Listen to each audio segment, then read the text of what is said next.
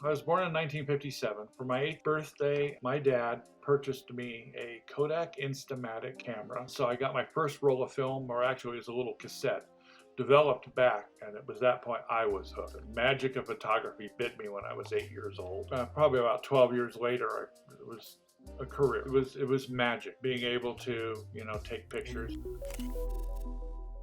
From 2012 through 2017, I was an official photographer for the Pikes Peak International Hill Climb. One of my other loves was motorsports photography. I love cars. One of the people that knew my work and knew that I liked to shoot cars invited me to become part of this team. By the time it was done, I was the official finish line photographer, which ended up at the summit of Pikes Peak. So I would be up at Pikes Peak at the summit at 14,115 feet for 10 hours. I actually had a few nice clients break off of that. I don't know if you've ever heard of Tag Heuer watches. They're one of the premier watches. I mean, their watches are like Rolexes. They're thousands and thousands of dollars. They used one of my photos in a full page ad because they were the official timekeepers for the Pikes Peak Hill Climb. I actually shot for American Honda, Victory Motorcycles, so I made decent money, still doing the landscapes. I was also teaching photo workshops around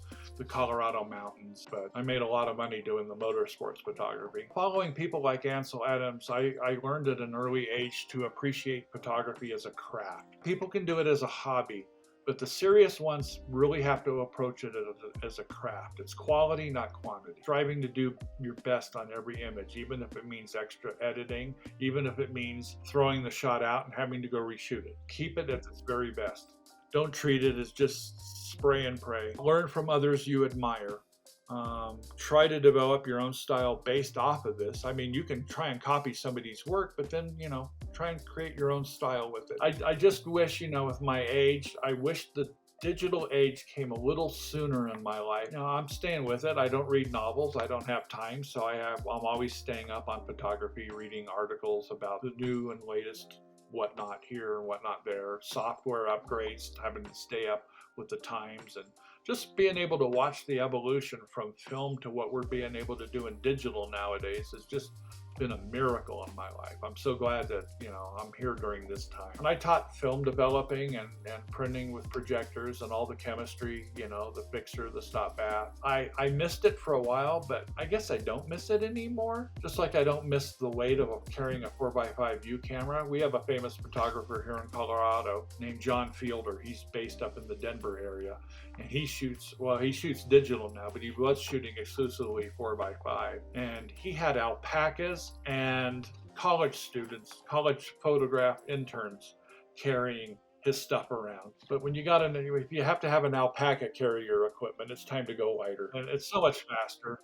You get instant results to see if somebody blinked during a portrait session.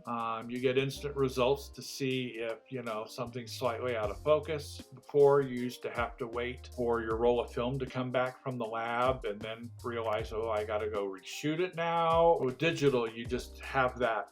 You can see your results right on the back of a camera. And with the 4x5 view camera, I would have 5 film holders, and each film holder could hold 2 sheets of film. So basically, I was going out for the day with 10 pictures. So there's no such thing as bracketing.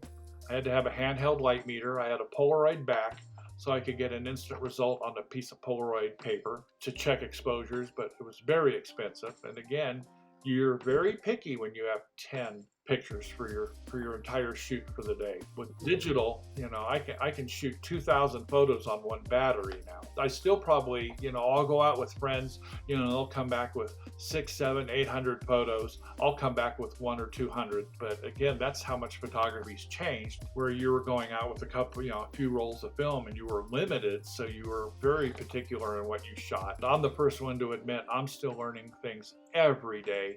And a lot of it is because this industry is changing so fast. When it first came out, you had like a 2 megapixel camera.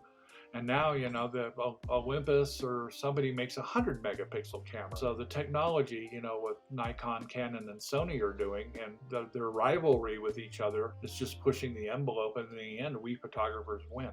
Zenfolio, I was with Zenfolio for a while and then I left. And then I saw that they had the whole new interface. And so I went back. I loved what they were doing and I loved the direction they were going in.